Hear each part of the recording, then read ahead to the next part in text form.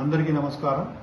నిన్నటి దినము అనగా 27/5/2026న తలుపుల పోలీస్ స్టేషన్ ఎస్ఐ గారికి పులిగుండ్ల తలుపుల మండలం పులిగుండ్ల గ్రామ సమీపంలో పెద్ద పులికొండల్లో కొంతమంది గుర్తు తెలియని వ్యక్తులు గుప్త నిధుల కోసం అక్రమ తవ్వకా జరుగుతాని సమాచారం రాగా వెంటనే తలుపుల ఎస్ఐ గారు వారి సిబ్బందితో ఆ ప్రాంతానికి వెళ్లి రైడ్ చేయగా అక్కడ 9 మంది మగ వ్యక్తులు ఉన్నారని, అందులో ఒక వ్యక్తి పారిపోయినాడు.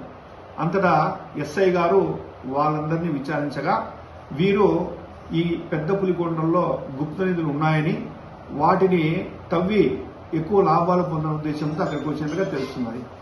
వీరి యొక్క ఇక్కడ పట్టుబడిన వారి యొక్క వివరాలు చూస్తే వల్లెపు వెంకటరమణ, ఇతనిది రాజనాలపల్లి గ్రామం.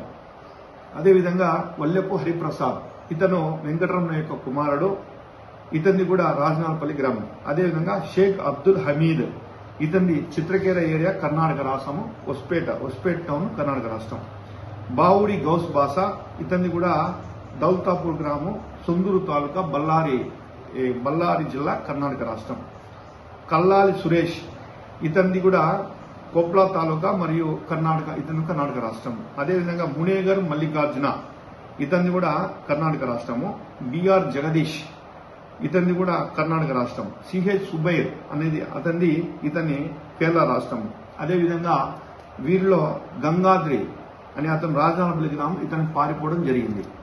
వీరి యొక్క కేసు యొక్క పూర్వపరాలు విచారిస్తే ఈ పెద్ద పులికొండల్లో గుప్త నిధులు ఉన్నాయని ఈ వల్లెపు వెంకటరమణయ్య మరియు వల్లెపు హరిప్రసాద్, ఈ మన గంగాద్రి, ఈ ముగ్గురు కూడా అక్కడ కొన్ని పూజలు చేయాలని ఉద్దేశంతో కర్ణాటకలోని కొంతమందితో వీరంతా కుమ్మక్కయ్యి నిన్నటి దినము ఇక్కడికి వచ్చి తవ్వకాలు చేతులుగా ఎస్ఐ గారు పట్టుకోవడం జరిగింది.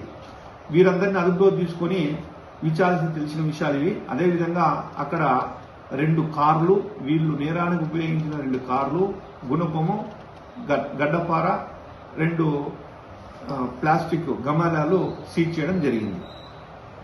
వీరిపైన కేసు రిజిస్టర్ చేసి రిమాండ్ పంపించడం జరిగింది.